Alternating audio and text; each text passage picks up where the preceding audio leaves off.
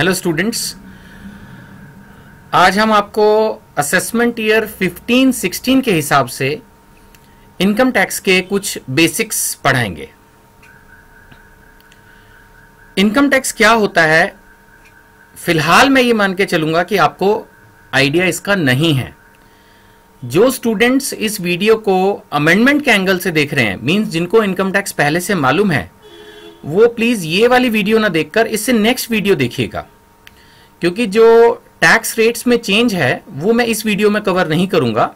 Total ये basics के ऊपर मैं 3 वीडियोस लूंगा, जिसमें पहली वीडियो में मैं सिर्फ कंसेप्ट्स लूंगा जो कि सेम होते हैं हर साल। तो उस एंगल से अगर आप पहले से इनकम टैक्स पढ़े हुए हैं और अमेंडमेंट के लिए ये वीडियो देख रहे हैं तो शायद ज्यादा यूजफुल नहीं रहेगी, और उसके लिए आप नेक्स्ट वीडियो देखिएगा। सो जैसा कि स्टूडेंट्स आप स्क्रीन पर देख पा रहे होंगे, जो सेक्शंस हमारे इनकम टैक्स एक्ट में हैं जो हमने पढ़ने हैं वो आपको नजर आ रहे हैं। अभी मैं इनको नहीं पढ़ूंगा क्योंकि थोड़ा सा आपको देख के थोड़ा भारी भरकम सा फील होगा। तो बेसिकली ये पूरे सिलेबस में इनकम टैक्स में जो हमारे सेक्शंस हैं उनमें से मेन सेक्शंस जो है वो आपको नजर आ रहे थे। चलिए, आज हम अपना सबसे पहला डिस्कशन स्टार्ट कर रहे हैं इस बात से कि टैक्स क्या है, व्हाट इज टैक्स। देखिए, ध्यान से समझिएगा इस बात को कि अगर हमारे घर में बिजली लगी हुई है तो बिजली का बिल आता है। अगर हमारे घर में पानी है, पानी आता है गवर्नमेंट से, तो पानी का बिल आता है। कहने का मतलब यह है कि गवर्नमेंट हमें जो फैसिलिटीज देती है उनमें से कुछ फैसिलिटीज ऐसी हैं जिनके लिए वो एक मीटर के थ्रू हमारा बिल रेज करती है और उसको हम मंथली बेसिस पर यूजली पे करते हैं। बट ऐसी बहुत सारी फैसिलिटीज हैं जिनके लिए गवर्नमेंट को कोई पेमेंट डायरेक्टली नहीं मिलती। जैसे हमारी कंट्री की डिफेंस सर्विसेज हैं, पुलिस सर्विसेज हैं। आप समझ सकते होंगे कि डिफेंस में और पुलिस को मेंटेन करने में गवर्नमेंट का कितना खर्चा हो रहा है, and you directly don't pay anything. आपके घर में कोई आर्मी सर्विसेज, पुलिस सर्विसेज करके बिल नहीं आता मंथली। ऐसे ही जो रोड्स हैं, इंफ्रास्ट्रक्चर है, सीवरेज सिस्टम है, स्ट्रीट लाइट्स है, गवर्नमेंट स्कूल्स एंड हॉस्पिटल्स हैं, ऐसी बहुत सारी सर्विसेज हैं जो गवर्नमेंट को हमें प्रोवाइड करनी होती हैं और जिसके लिए डेफिनेटली गवर्नमेंट को पैसे की जरूरत होगी। तो वो सारा पैसा इस कंट्री के अंदर जो लोग रहते हैं, रेजिडेंट्स ऑफ इंडिया यूजली, या those who are earning income in India, वो लोग पैसा जो है वो गवर्नमेंट को कंट्रीब्यूट करते हैं, and that is the amount which is payable to the government. So अगर हम इसको ध्यान से देखें, मैं इसको थोड़ा सा बड़ा कर देता हूं जिससे आपको इसको समझने में और इजी हो जाए। I think this is fine. So it is an amount payable by person to the government. So definitely it is an amount payable to the government. किसको दे रहे हैं हम ये अमाउंट? ये अमाउंट हम दे रहे हैं गवर्नमेंट को। किसको जा रहा है? गवर्नमेंट को। और क्यों जा रहा है? क्योंकि गवर्नमेंट हमें बहुत सारे फैसिलिटीज जो है वो प्रोवाइड कर रही है। चलिए आगे बढ़ रहे हैं। Next is what is the broader classification of taxation system. देखिए, टैक्स दो तरह से है। इसको एक बहुत सिंपल सा डायग्राम जो है बनाया गया है। One is the direct tax and the other is indirect tax. जैसे कि आप देख सकते हैं, डायरेक्ट टैक्स वो टैक्स है जो कि हम डायरेक्टली गवर्नमेंट को पे करते हैं, जैसे इनकम टैक्स। अब मान लेते हैं मैं इनकम कमा रहा हूं, आपको टीच कर रहा हूं, इसके थ्रू मुझे इनकम हो रही है, तो इस इनकम पे जो टैक्स होगा वो मैं खुद डायरेक्टली गवर्नमेंट को जमा कराऊंगा। It is my responsibility. इसी तरह से वेल्थ टैक्स, जो लोग रिच होते हैं, आज की तारीख में नेट वेल्थ 30 लाख तक टैक्स फ्री है, तो जिन लोगों के पास बहुत वेल्थ है, प्लॉट्स हैं, ज्वेलरीज हैं, कैश है, बोट्स एंड एयरक्राफ्ट्स हैं, तो उन लोगों को वेल्थ टैक्स देना होता है। ये भी एक डायरेक्ट अपने आप ही जमा करना होता है टैक्स। लेकिन बाकी के ज्यादातर जितने भी टैक्स हैं बाकी के हमारे जितने भी टैक्स हैं वो सारे कहलाते हैं इनडायरेक्ट टैक्स। इनडायरेक्ट क्यों कहते हैं, थोड़ा सा इसको समझिएगा। इनडायरेक्ट टैक्स इनको इसलिए बोलते हैं क्योंकि इसमें जो पैसा है वो हम गवर्नमेंट को ना देके उस सर्विस प्रोवाइडर या उस ट्रेडर को देते हैं जिससे हमें प्रोडक्ट या सर्विस मिल रही है। जैसे फॉर एग्जांपल आपने एक मोबाइल खरीदा, तो आप जो शॉपकीपर है उसको मोबाइल के साथ साथ उस पर लगने वाला सेल्स टैक्स, जिसको वैट बोलते हैं, वो भी पे करते हैं। और वो शॉपकीपर क्या करता है, मंथली या क्वार्टरली, जैसा भी लोकल वैट एक्ट में लिखा हो, वो सारा पैसा इकट्ठा करके सरकार को जमा कराता है। तो दे तो हम ही रहे हैं टैक्स, वो शॉपकीपर नहीं दे रहा, लेकिन वो हम जो टैक्स है वो डायरेक्टली गवर्नमेंट को ना देके शॉपकीपर को दे रहे हैं और वो आगे गवर्नमेंट को दे रहा है। इसी तरह से जो भी प्रोडक्ट हम यूज करते हैं मैन्युफैक्चरिंग में, उस पर ड्यूटी लगती है, उसको बोलते हैं एक्साइज ड्यूटी। तो वो एक्साइज ड्यूटी भी एक तरह से हम पे करते हैं वाया शॉपकीपर्स, मैन्युफैक्चरर्स, वो पहुंचती है गवर्नमेंट तक, इसलिए एक्साइज ड्यूटी भी इन डायरेक्ट टैक्स का पार्ट है। दूसरा एक सिंपल एग्जांपल लेते हैं, सर्विस टैक्स। अब जैसे मान लेते हैं आप कोई भी सर्विस ले रहे हैं, आप एयरलाइंस की सर्विसेज ले रहे हैं, आप रेस्टोरेंट की सर्विसेज ले रहे हैं, होटल्स की सर्विसेज ले रहे हैं, ड्राई क्लीनर की सर्विसेज ले रहे हैं, आप जो है एयर कंडीशन बसेस की सर्विसेज ले रहे हैं, कोई भी ऐसी सर्विसेज ले रहे हैं जो टैक्सेबल है, तो आपको सर्विस टैक्स भी देना पड़ता है। सर्विस टैक्स आप देते हैं सर्विस प्रोवाइडर को, यानी उस कंपनी को, उस ऑर्गेनाइजेशन को जो आपको सर्विस दे रही है, और वो कंपनी, वो ऑर्गेनाइजेशन उस पैसे को इकट्ठा करके गवर्नमेंट को दे देती है। लास्ट एक एग्जांपल लेंगे एंटरटेनमेंट टैक्स का। जैसे आप सिनेमा में मूवीज देखने जा रहे हैं तो वहां पर एंटरटेनमेंट टैक्स लग रहा है, वो टैक्स आप डायरेक्टली गवर्नमेंट को नहीं दे रहे हैं, आप दे रहे हैं मूवी थिएटर को, और वो पैसा वो आगे पे कर देंगे गवर्नमेंट को। So this is an example of indirect tax. I hope it is clear to you. So दो तरह से टैक्स है, मैं एक बार फिर से वापस चल लेता हूं, जो है one is direct tax and the other is indirect tax. Syllabus पर डिपेंड करता है। सीए के सिलेबस में ये दोनों ही हमारे सिलेबस में है, 50 मार्क्स डायरेक्ट टैक्स है और 50 मार्क्स इनडायरेक्ट टैक्स है।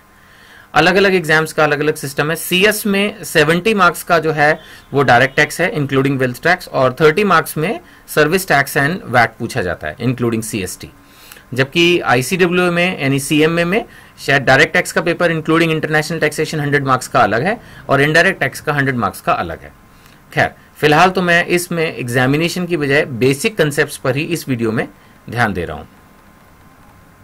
चलिए अब आगे बढ़ते हैं। इनकम टैक्स क्या है? जैसे कि नाम ही सजेस्ट कर रहा है, जो टैक्स इनकम पे लगता है वो इनकम टैक्स है। अब ये तो बहुत सिंपल सी बात हुई। अब थोड़ा सा इसको टेक्निकल भी समझते हैं।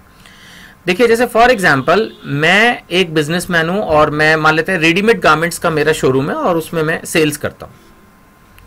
इमेजिन कीजिए कि पूरे महीने में या पूरे साल में जो है मेरी टर्नओवर, मेरी सेल्स जो है उस शोरूम से वो है करीब से 5 लाख रुपए की। अब क्वेश्चन ये पैदा होता है कि क्या वो 5 लाख मेरी इनकम है? सोचिए, मैं फिर से अपना एग्जांपल रिपीट कर रहा हूं। सपोज मेरा एक रेडीमेड गारमेंट्स का शोरूम है और मैं उसमें सेल्स करता हूं और पूरे साल में मेरी उसकी 5 लाख रुपीस की सेल है। माय क्वेश्चन इज कि क्या वो 5 लाख रुपए इनकम है? क्या उस 5 लाख रुपए पे मुझे टैक्स देना होगा, इनकम टैक्स देना होगा? The answer is no. ध्यान से समझिएगा। देखिए इनकम पे टैक्स लगना है। इनकम का मतलब प्रॉफिट। 5 लाख रुपए की सेल है वो तो ठीक है, लेकिन अगर मेरा रेडीमेड गारमेंट्स का शोरूम है तो मैंने उसको खरीदा भी होगा। सपोज टोटल मेरी परचेजेस साल की 2 लाख हैं, वो उसमें से माइनस होंगी। इसके अलावा पूरे साल का कोई हो सकता है मैंने पियोन अपॉइंट किया हो वहां पर, उसकी सैलरी माइनस होगी।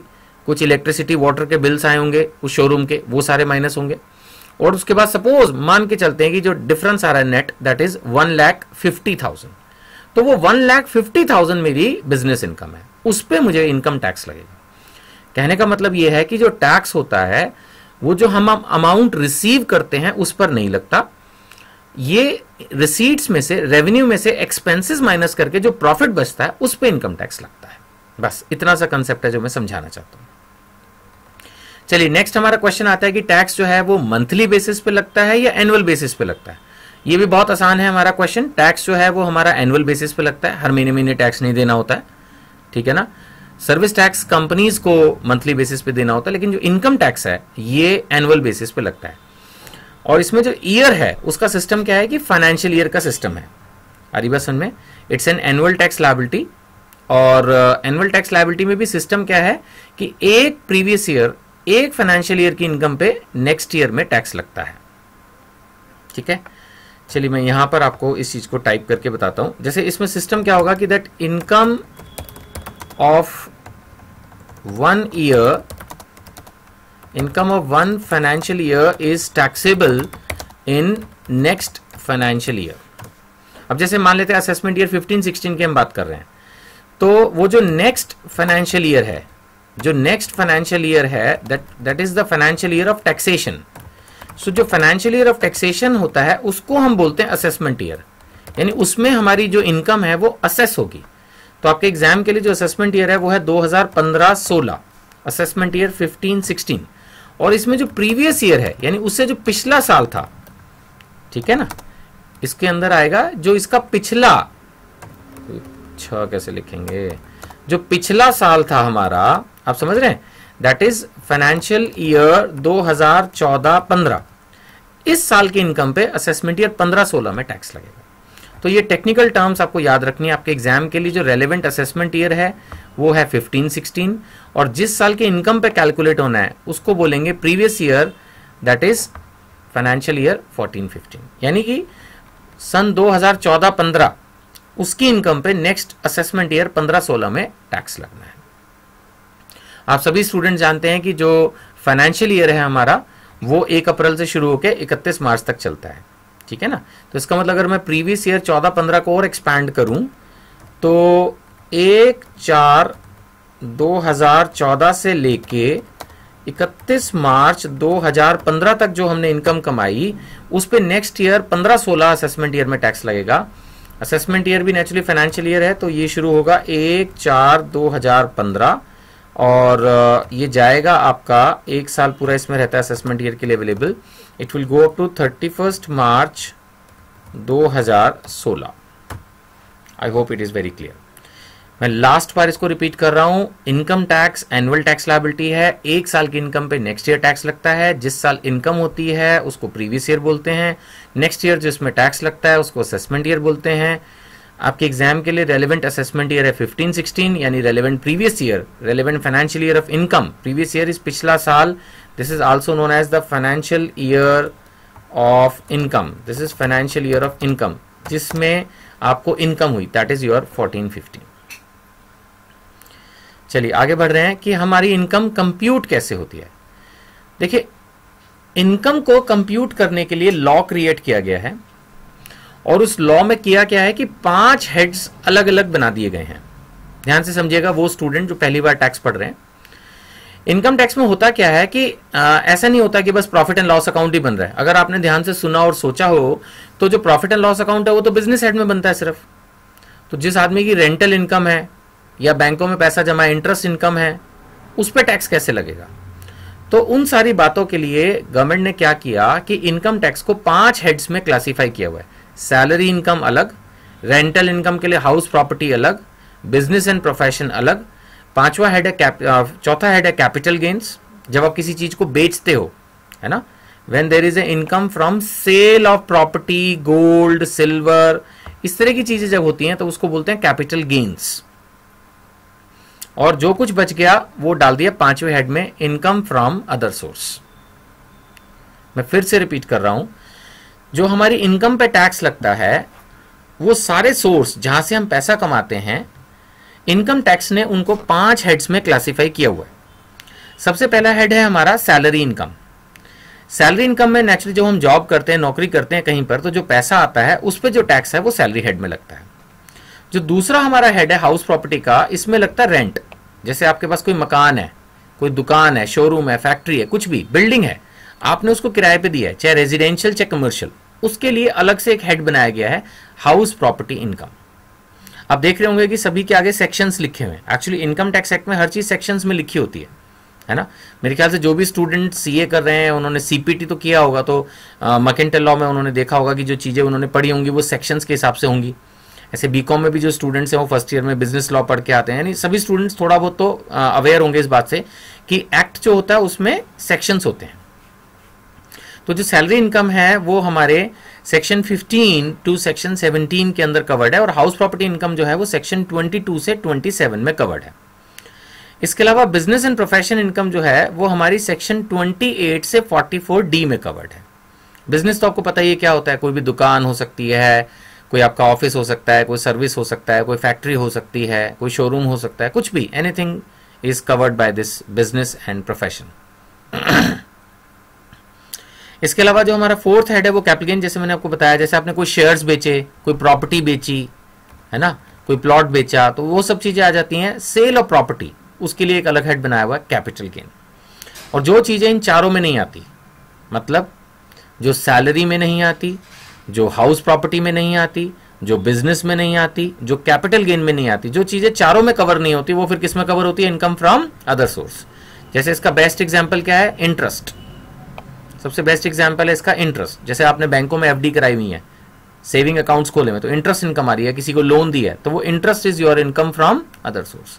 ऐसे किसी की लॉटरी लग गई या टेलीविजन गेम शोज में आजकल बड़ी इनकम है, वो सब income from other source.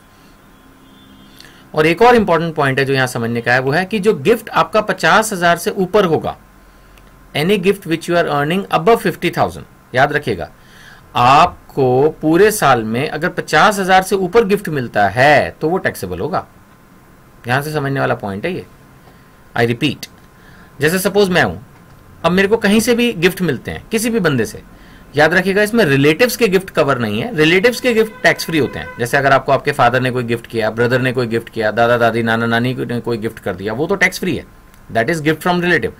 Outsider से, आप समझ लो फ्रेंड से, कजन से, या इस तरह के जो दूर के रिश्तेदार हैं या जो फ्रेंड सर्कल में हैं, जानकार हैं, उन्होंने अगर आपको कोई गिफ्ट दिया है तो गवर्नमेंट ने उसकी लिमिट लगाई है अभी, और लेटेस्ट लिमिट जो है वो है 50,000, यानी पूरे साल में 50,000 तक का गिफ्ट अगर है तो कोई टेंशन नहीं है। लेकिन अगर इससे ऊपर अगर आपको गिफ्ट मिलता है तो वो टैक्सेबल होगा, that is income from other sources. चलिए, अब इस बात को समझना है कि मान लेते हैं किसी आदमी के पास इनमें से 2 हेड में इनकम है, 3 में है, 4 में है, 5 में है, तो उन सबका जब हम एडिशन कर देंगे A plus B plus C plus D, that is your gross total income. आ रही बात समझ में? अब जैसे मैं एक एग्जाम्पल यहां पर आपको टाइप करके बताता हूं। सपोज एक बंदे की जॉब है, सैलरी है, सपोज एक बंदे की जो सैलरी है दैट इज से 30,000 पर मंथ, ठीक है, और मान लेते हैं कि वो कोई पार्ट टाइम बिजनेस भी करता है, और पार्ट टाइम बिजनेस में जो उसका प्रॉफिट आ रहा है पूरे साल का दैट इज से ₹2 लाख, राइट। इसके अलावा सपोज उसको बैंक इंटरेस्ट, उसने कोई एफडी कराई हुई है, वो भी आया सपोज साल का ₹40,000। अब सवाल ये उठता है कि इस भाई साहब की टोटल पूरे साल की इनकम कितनी है। मैंने आपको अभी बताया ऊपर कि जो टोटल ऑफ 5 हेड्स है, अब जरूरी नहीं कि 5 हो, हर क्वेश्चन में 5 हो। अब जैसे मैंने इस बंदे की 3 हेड्स की इनकम ली, ठीक है, होने को 5 भी हो सकती हैं, चलो 5 ही कर लेते हैं। सपोज उसकी टैक्सेबल हाउस प्रॉपर्टी इनकम जो आ रही है, कोई उसके पास फ्लैट था जिसकी टैक्सेबल प्रॉपर्टी इनकम जो आ रही है से दैट इज ₹1 लाख, और उसने कोई एक प्लॉट भी सेल किया, सेल ऑफ प्लॉट, जिसमें उसको इनकम हुई से ₹2,50,000 की, ठीक है जी। नाउ अब ये तो खैर मैंने एक एक्सेप्शनल केस बना दिया कि उसके पास 5 हेड्स में इनकम है, नहीं तो कोई 2 हेड, एग्जाम के अंदर जो क्वेश्चंस आते हैं यूजुअली उसमें 2 हेड या 3 हेड तक दिया रहता है। मान लेते 5 भी हो, तो सवाल ये कि जो 5 का टोटल है that is your gross income. अब जैसे एग्जाम्पल लेंगे, अब इस बंदे की जो सैलरी है वो मैं 30,000 नहीं लूंगा। क्यों नहीं लूंगा? मैंने अभी आपको थोड़ी देर पहले बताया था कि इनकम टैक्स जो है वो एनुअल बेसिस पे लगता है, तो मैं इसको एनुअल में कन्वर्ट करूंगा, सबको एक ही फ्रेमवर्क में लाऊंगा ना। तो सैलरी 30,000 ना लेके मैं 3,60,000 लूंगा पूरे साल की, ठीक है। बिजनेस इनकम जैसा कि मैंने अभी ऊपर देखा, ठीक है, दैट इज ये आपकी हो गई, अरिबसन में इसको मैंने टैप करके ले लिया एट पार, 2 लाख रुपए आपकी बिजनेस इनकम हो गई, ठीक है जी। इसके अलावा इसका जो है इंटरेस्ट इनकम है, इंटरेस्ट अगर आपको भी नए नए पढ़ना शुरू के याद नहीं होगा, it is income from other sources, ठीक है जी। इनकम फ्रॉम अदर सोर्स जो आ रहा है इसका that is interest income, that is 40,000, correct जी। इसके अलावा इसकी income from house property, IFHP जो है that is income from house property, जो वो आ रही है दैट इज ₹1 लाख, ठीक है। और इसका जो कैपिटल गेन्स आ रहा है, जो कि इसने प्लॉट बेचा है, वो इसका आ रहा है ऊपर सेल ऑफ प्लॉट से जो इनकम हुई दैट इज 2,50,000, ठीक है। तो इस बात को अब समझना है कि this plus this plus this plus this, यानी एक्चुअली मैंने सैलरी में टेक्निकली इसको प्लस किया है। अरे बस में बिजनेस इनकम को मैंने प्लस किया है, ऐसे इस इंटरेस्ट को मैंने प्लस किया है, इस IFHP को मैंने प्लस किया है, ठीक है। और इसी तरह से मैंने इसमें कैपिटल गेन को प्लस किया है। तो अब जो मेरा टोटल आ रहा है, दिस टोटल ऑफ 5 हेड्स, समझे नहीं, ये आ रहा है, मैं इसको एक बार कैलकुलेटर की हेल्प से सॉल्व कर लूंगा। 360, आप भी साथ साथ कर सकते हैं अगर पढ़ रहे हैं तो, 240 और 350 सारे मैंने ले लिया है। ये फिगर आ रही है 950। Now this is known as gross total income, short में इसको बोल देते हैं GTI। वैसे जितना आप शॉर्ट यूज ना करें उतना बेटर है। मेरे को तो फिर भी टाइप भी करना पड़ रहा है, तो इसलिए जो है मैं इसको ऐसा कर रहा हूँ। मैंने देखा है कुछ टीचर्स को वो पेन से लिख के पढ़ाते हुए, बट क्योंकि मेरी टाइपिंग स्पीड अच्छी है तो मेरे को लगा कि मैं टाइपिंग करके ही आपको बता लूँ, उससे एकदम फिगर्स जो है ना करेक्ट दिखती हैं, एकदम सीधी सजी हुई फिगर्स नजर आती हैं। So that's why I am using this. So अब आप मेरे ख्याल से क्लियर हो गए होंगे कि किस तरह से होता है जब हम टैक्सेबल इनकम किसी एसएससी की निकालते हैं। जैसे मैंने ये क्वेश्चन बनाया था एक तरह से एग्जाम्पल, तो यहां से एक तरह से ये आंसर आपका शुरू हो गया था आदिवासन में। सो ध्यान दीजिएगा, तो जैसे हमारा ये क्वेश्चन था एक तरह से एग्जाम्पल में कि सैलरी 30,000 थी तो हमने नीचे लिया 360 और बाकी की फिगर्स मैंने एज इट इज कंप्यूटेड ले ली क्योंकि ऑलरेडी एनुअल फिगर्स दी थी। तो ये ग्रॉस इनकम जो है that is the total of the 5 heads. ठीक है, आई थिंक इतना तो आप याद रख ही सकते हैं। नाउ अब इसके आगे एक चीज और ध्यान रखनी है कि जो हमारी ग्रॉस इनकम है इसमें से हमें कुछ डिडक्शंस मिलती हैं। होता है ना, जैसे आप मॉल में सामान खरीदने जाते हैं तो कोई डिस्काउंट होता है, कोई छूट होती है ना। तो यहां पर जो है ये एक डायग्राम जो है वो बनाया गया है और इसके थ्रू ये समझाने की कोशिश की हुई है कि हमारे सोर्सेज ऑफ इनकम तो इनफाइनाइट हो सकते हैं, लेकिन उनको इनकम टैक्स एक्ट ने 5 हेड्स में क्लासिफाई कर दिया है। Salary, house property, business, capital gain, other source, और इनका टोटल क्या हुआ? Gross income, GTI, gross total income. और इसमें से सेक्शन 80, एक ही सेक्शन में सारी डिडक्शंस दी गई हैं। तो सेक्शन 80 के डिडक्शंस हम जब माइनस करेंगे तो फिर जिस फिगर पे पहुंचेंगे उसको बोलते हैं net income, taxable income, total income. ये तीनों एक ही आदमी के नाम है, इंटरचेंजेबली यूज होते हैं। ठीक है, तो यानी ग्रॉस इनकम में से जब हम सेक्शन 80 की डिडक्शंस माइनस करते हैं तो जहां पहुंचते हैं उसको बोलते हैं नेट इनकम या टैक्सेबल इनकम या टोटल इनकम। ठीक है जी। अब फॉर्मेट एक बार फिर से शो हो रहा है, वही चीज बार बार आ रही है। ये 5 हेड्स आपको लिखने होंगे एग्जाम के अंदर, इसी फॉर्मेट में क्वेश्चन सॉल्व करना होता है। वो बात अलग है, मैं बोल चुका हूं कि 5 हेड्स नहीं आएंगे एग्जाम में, यूजुअली 2 से 3 हेड तक जुड़ के क्वेश्चन आता है, बट ऐसा कोई रूल नहीं है कि जी 3 का ही आएगा, आने को 5 भी आ सकते हैं।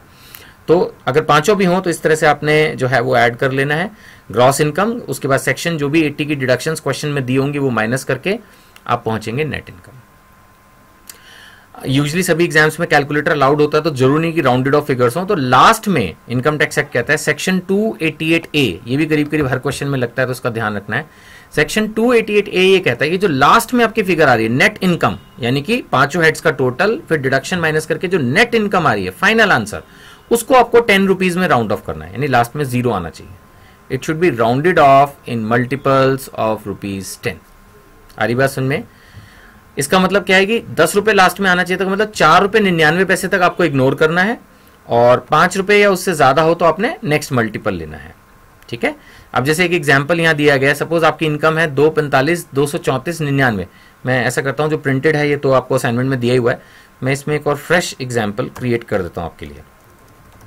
ठीक है, जैसे मैं कहता हूं कि सपोज आपका नेट इनकम जो आ रही है वो आ रही है नेट इनकम सपोज 34,000। अभी वैसे इतनी लो फिगर होती नहीं क्वेश्चन में, मैं एक एग्जांपल के लिए ले रहा हूं।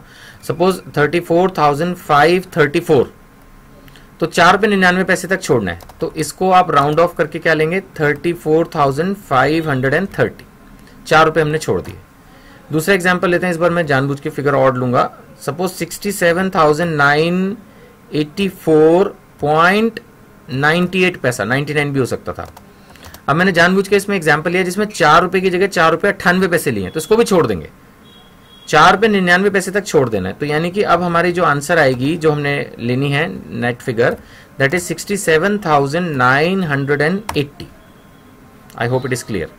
अच्छा, अगर 5 रुपए या उससे ज्यादा हो तो नेक्स्ट मल्टीपल लेना है। अब एक और एग्जाम्पल ले रहे हैं, जैसे सपोज हमारी नेट फिगर है 80,755। अब इस सिचुएशन में आप क्या लेंगे? 80,760। ध्यान से देखिएगा, लास्ट में 5 था, 4 रुपीज 99 तक छोड़ना है, 5 रुपए या उससे ज्यादा पे नेक्स्ट मल्टीपल लेना है, तो 755 की जगह 760 लेना है। एक और एग्जांपल लेते हैं, सपोज हमारी नेट फिगर है 67,568। मेरे ख्याल से अब आप सब बता ही पाएंगे, इजीली सोच लिया होगा आपने क्या आएगा? 67,570। 68 की जगह क्या हो जाएगा? 70। इसी तरह से अगर ये फिगर 568 की जगह 569 भी होती तब भी आंसर आता 570। तो जो आपने नेट इनकम निकालनी है, मैं एक बार फिर से बता दूं, सेक्शन 288A के हिसाब से आपको उसको राउंड ऑफ करना है। आपके दिमाग में अगर ये क्वेश्चन आ रहा हो कि सर सारे सेक्शन याद करने, तो आंसर है नो, सारे सेक्शन आप कोई भी स्टूडेंट याद नहीं कर सकता। लेकिन यस, कुछ इंपॉर्टेंट सेक्शंस जरूर होते हैं जो आपको याद रखने हैं। उनमें से 288A एक वेरी इंपॉर्टेंट सेक्शन है जो आपको याद रखना है। इसमें बस इतना ही है कि लास्ट में आपने 10 रुपीज में राउंड ऑफ करना है। और डिट्टो सेक्शन है इसका जो टैक्स कंप्यूटेशन का है। ये तो मैंने अभी आपको इनकम कंप्यूटेशन बताई। जब आप टैक्स कंप्यूट करोगे तो उसको भी 10 रुपीज में इसी तरह से राउंड ऑफ करना है आपने, और उसका भी सेम सेक्शन है, लेकिन बस इतना फर्क है कि 288B है।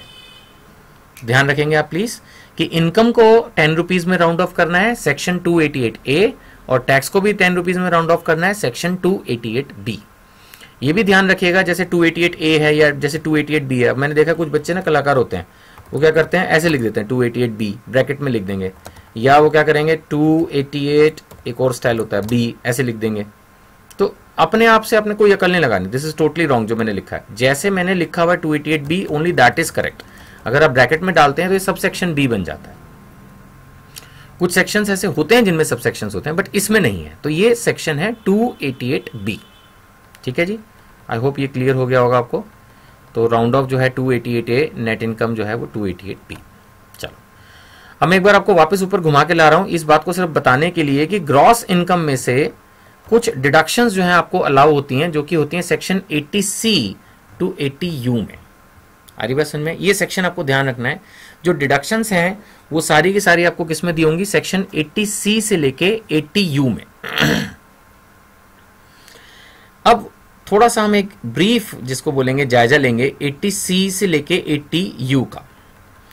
80C के अंदर हमारी बहुत सारी सेविंग स्कीम्स होती हैं। थोड़ा समझने की कोशिश कीजिएगा। गवर्नमेंट जो है वो सेविंग्स एनकरेज करती है। तो जो आदमी सेविंग्स कर रहा है, चाहे फिर वो नौकरी पेशा हो, चाहे वो बिजनेसमैन हो, चाहे उसने कैपिटल गेन कमाया हो, चाहे उसने अदर सोर्सेज कमाया हो, जो भी उसने कमाया है, अगर उसने कुछ सेविंग्स किया तो उसकी इनकम में से वो डिडक्ट हो जाता है। जैसे लाइफ इंश्योरेंस प्रीमियम आपको नजर आ रहा होगा, इसमें लाइफ इंश्योरेंस प्रीमियम पे डिडक्शन मिलती है। LIC पॉलिसी या कोई पब्लिक प्रोविडेंट फंड, ये बैंकों में या पोस्ट ऑफिस में खुलता है, इसमें आप अपनी सेविंग्स जमा करा सकते हैं। या अगर स्कूल में पढ़ रहे हैं बच्चे, कॉलेज में पढ़ रहे हैं, तो उनकी ट्यूशन फीस भी इसमें एक तरह से सेविंग की तरह ही गवर्नमेंट ने कंसीडर की है। तो इस तरह की सभी स्कीम्स पे जो है वो डिडक्शन मिलती है। आप सोच रहे होंगे सर डिडक्शन का मतलब क्या है? देखो, मैं एक बहुत सिंपल एग्जाम्पल लेता हूँ। चलो मैं एग्जाम्पल इलस्ट्रेट करूंगा। अभी पहले एक बात आपको बताता हूं कि जो डिडक्शन है, लेकिन वो मैक्सिमम मिलेगी 1.5 लाख। ऐसा नहीं है कि आपने जितनी भी सेविंग्स कर दी वो 100% माइनस हो जाएगी। तो जो डिडक्शन मिलेगी वो मिलेगी मैक्सिमम 1.5 लाख तक। अब मैं इस चीज को ना एक इलस्ट्रेशन की तरह आपको दिखाता हूं। एक सिंपल सा एग्जाम्पल लेते हैं। जैसे फॉर एग्जाम्पल एक बंदे की सैलरी जो है दैट इज 50,000 पर मंथ। ठीक है, मान लेते हैं उसकी कोई और इनकम नहीं है, तो उसकी एनुअल इनकम कितनी बन गई? एनुअल इनकम आ गई उसकी 6 लाख, है ना जी? क्या लिख रहा हूं, 6 लाख। 50,000 पर मंथ है, तो उसके हिसाब से उसकी एनुअल बन गई 6 लाख। नाउ या चलो एक ले ही लेते हैं इसमें। सपोज एक छोटा सा हमने इसमें इंटरेस्ट इनकम डाल लिया, कहीं से भी आ गई, किसी भाई से, रिश्तेदार से आपको आ गई इंटरेस्ट इनकम 30,000। तो अब जैसे हमने सीखा था उसके हिसाब से हमारी जो ग्रॉस टोटल इनकम है वो कितनी हो गई? ग्रॉस टोटल इनकम, ये थोड़ा सा टेढ़ा मेढ़ा जा रहा है लेकिन प्लीज बियर विद मी। वो टोटल इनकम हो गई हमारी 630। अब मान लेते हैं कि उसने कुछ सेविंग की है। सेविंग में एक सिंपल एग्जांपल लेते हैं कि उसने LIC पॉलिसी ली, जिसका प्रीमियम आप समझते हैं ना, जब एक पॉलिसी लेते हैं तो हर साल कुछ पैसा LIC को देना पड़ता है। सपोज उसने पूरे साल में उसके लिए जो है 40,000 रुपए दिए, तो वो 40,000 रुपए उसकी इनकम में से कट जाएगा, और फिर जो उसकी टैक्सेबल इनकम आएगी वो 630 में से 40,000 माइनस करके 590 आ जाएगी। 630 माइनस 40,000 590, ये उसकी टैक्सेबल इनकम आ जाएगी। आप समझ रहे हैं? अब मैं एक और दूसरा एग्जांपल लेता हूं जिसमें मैं वो 1.5 लाख वाला कंसेप्ट समझाऊंगा। अब जैसे मान लेते हैं कि एक बंदा है जिसकी बिजनेस इनकम है, सपोज उसकी बिजनेस इनकम है साल भर की 10 लाख। ठीक है, अच्छा जी। और मान लेते हैं उसको भी इंटरेस्ट इनकम ही है कोई, और मान लेते हैं इसकी इंटरेस्ट इनकम इस बार ज़्यादा है, इसने जो है अपने रिश्तेदारों को, दोस्तों को ज़्यादा लोन दिए हुए हैं, और 3,50,000 रुपये की इसकी इंटरेस्ट इनकम है। ठीक है, मान लेते हैं और कोई इनकम नहीं है, तो ग्रॉस इनकम इसकी कितनी हो गई जी? इसकी ग्रॉस इनकम हो गई 13,50,000। अब मान लेते हैं इसने LIC में जो है 40,000 रुपये दिए हुए हैं, और PPF में मान लेते हैं इसने 1 लाख रुपये जमा किया हुआ है ना। एक और सेविंग स्कीम, या इसकी जैसे ट्यूशन फीस के लगा लेते हैं, इसके बच्चे जो है वो स्कूल में पढ़ रहे हैं, और मान लेते हैं स्कूल फी जो है वो 60,000 रुपये है, या थोड़ा कम ले लेते हैं, से 35,000 है ना। अगर अब हम ध्यान से देखें तो LIC 40, PPF 1 और स्कूल फी 35, तो ये टोटल जो हो गया 40,000 और 1,35,000, ये हो गया आपका 1,75,000, 1,75,000। बट रूल क्या है? रूल ये है कि जो डिडक्शन अंडर सेक्शन 80C है,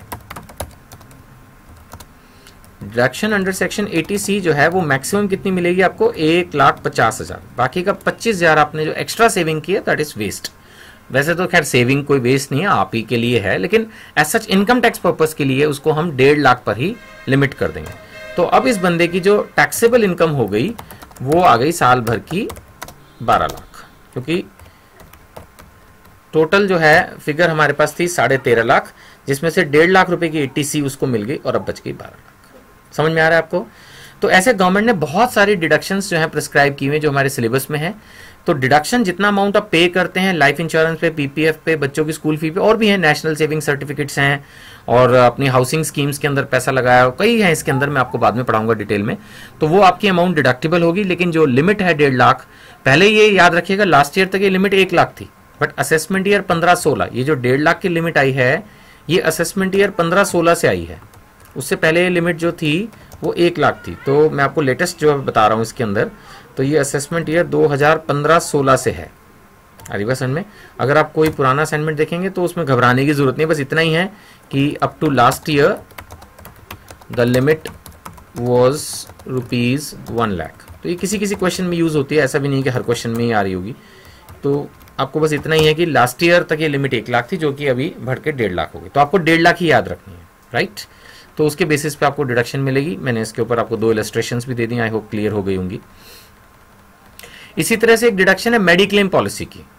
मेडिक्लेम पॉलिसी में क्या होता है कि जो अमाउंट आपने हेल्थ इंश्योरेंस के लिए दिया, हॉस्पिटलाइजेशन के लिए होता है ना, कोई आदमी को ये लगता है कि भाई मेरे को एक्सीडेंट हो सकता है, हॉस्पिटलाइजेशन की जरूरत पड़ सकती है, तो उस पर्पस के लिए भी एक पॉलिसी होती है जिसको बोलते हैं मेडिक्लेम पॉलिसी। तो वो मेडिक्लेम पॉलिसी में भी आपको जो अमाउंट आपने पे किया होगा वो डिडक्शन मिल जाएगी, लेकिन याद रखिएगा इसमें कोई चेंज नहीं है।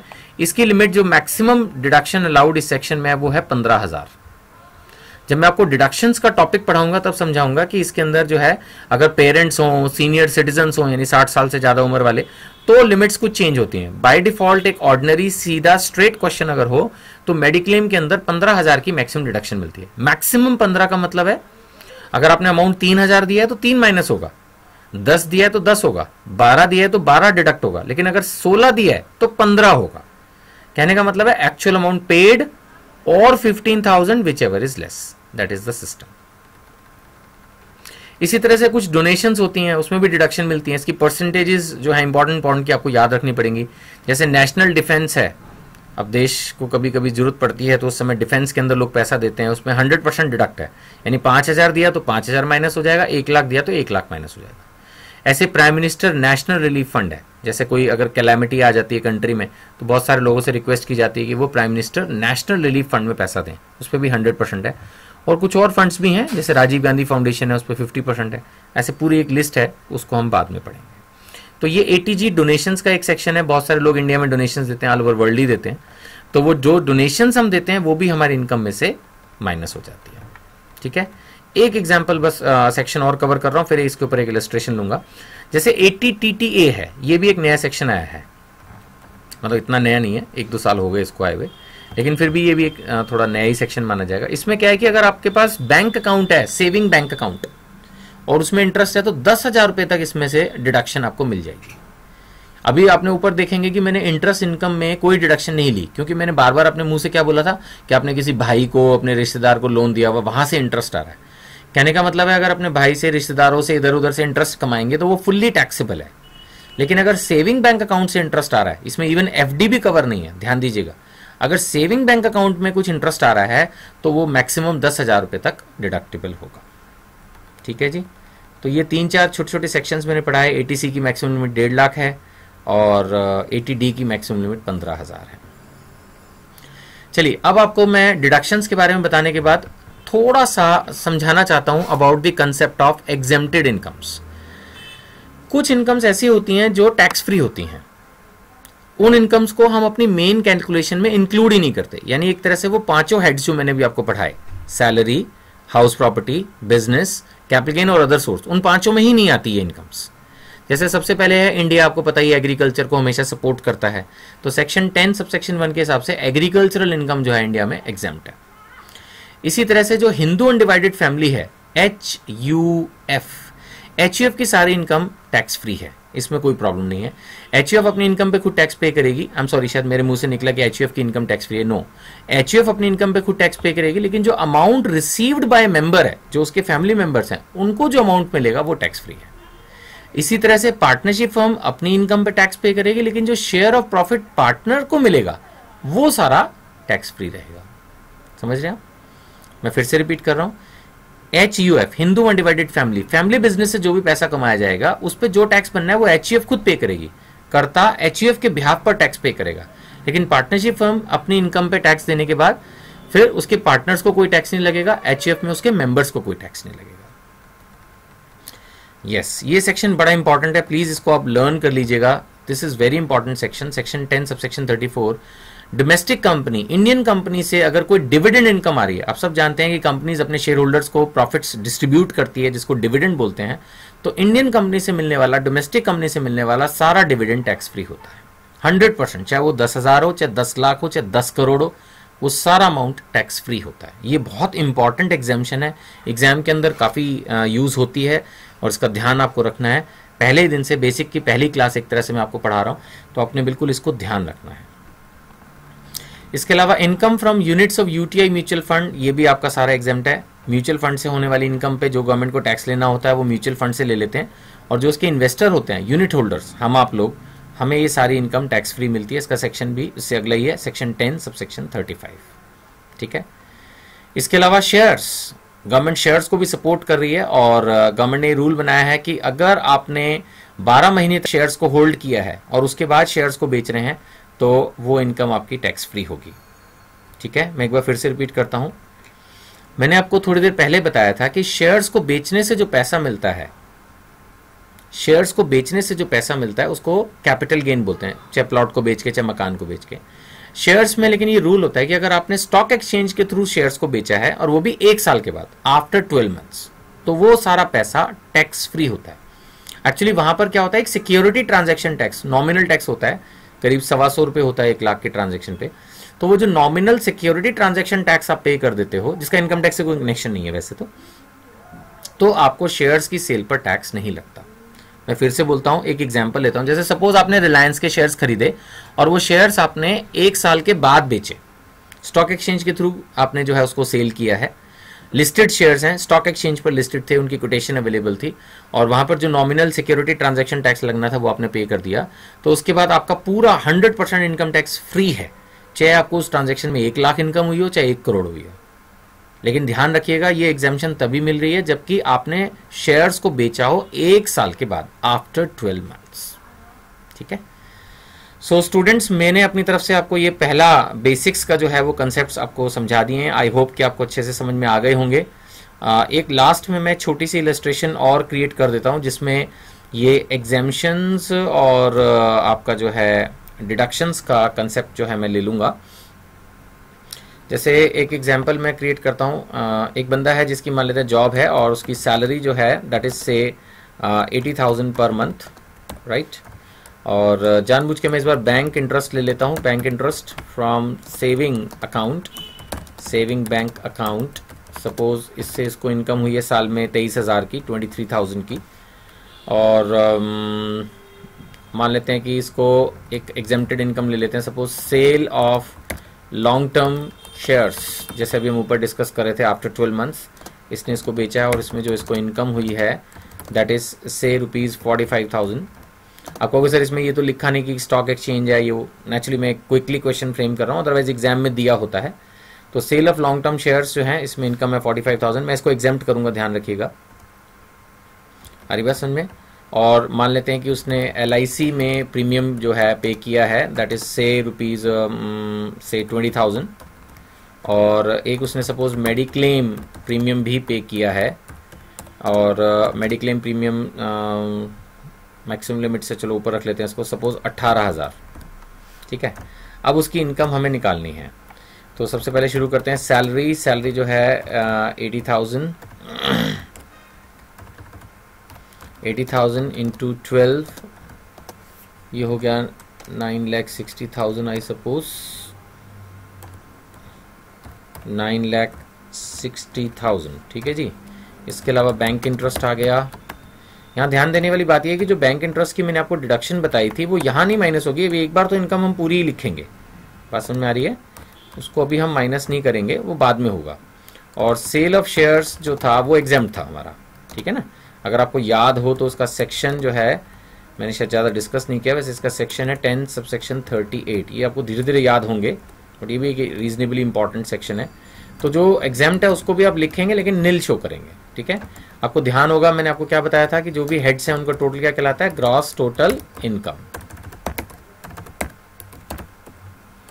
तो ग्रॉस इनकम हो गई हमारी 960 और 23,000, इट इज कमिंग टू 9,83,000। अब इसमें से हम माइनस करेंगे तो डिडक्शन जो है आपकी अंडर सेक्शन इस तरह से भी शॉर्ट में लिख सकते हैं। 80C जो आ रही है हमारी, दैट इज 20,000 जो LIC में उसने पे किया, और डिडक्शन जो अंडर सेक्शन 80D आ रही है, मेडिक्लेम जो उसने पे किया।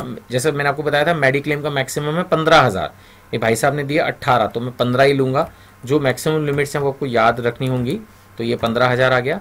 और डिडक्शन जो अंडर सेक्शन 80TTA है, याद होगा उसमें मैंने बताया था मैक्सिमम 10,000 की डिडक्शन मिलती है। बेशक हमारी जो इंटरेस्ट सेविंग की 23,000 है जैसे कि ऊपर जुड़ी है, लेकिन हम इसको 10 पे ही लेंगे। तो जो हमारी टैक्सेबल इनकम अब आ गई है इसके हिसाब से 983 में से एक तो आपका 20,000 माइनस हुआ है, और एक 15 और 10 25,000 माइनस हुआ, ये आ रही है 9,38,000। This is my final income, taxable income, ठीक है। आई होप कि आपको ये सारा समझ में आ गया होगा, और कोई भी दिक्कत हो तो आप सब जानते ही हैं, आप मेरे को कांटेक्ट कर सकते हैं। हर पेज पे मेरे नंबर लिखे हैं। जो भी मेरे पेड स्टूडेंट्स हैं वो मुझे 9810139214 इस नंबर पे व्हाट्सएप पे कांटेक्ट कर सकते हैं। Definitely I will answer your queries as soon as I will be free, और नहीं तो मैं आपको खुद कॉल बैक कर लूँगा। Thank you.